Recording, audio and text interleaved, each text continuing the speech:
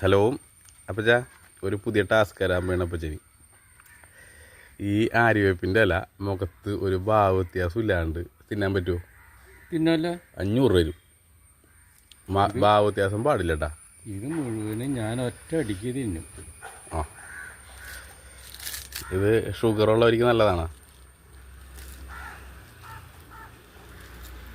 അപ്പച്ചന് ഇതിക്ക് മുന്നേ തിന്ന് പരിചയമുണ്ടെന്നാണ്.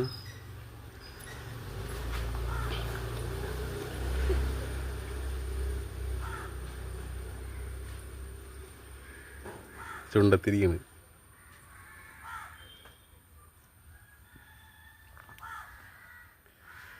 കയ്പണ്ട. 500 രൂപ പോയാ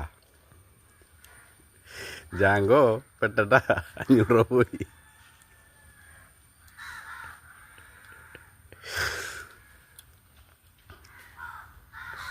അമ്മേ, ഇത് ആര്യവേപ്പിൻ്റെ ഇല എണ്ണയാണാ?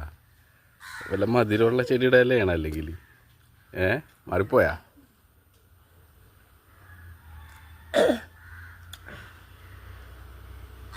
ഷുഗർ ആയിരിക്കും നല്ലതാണത്.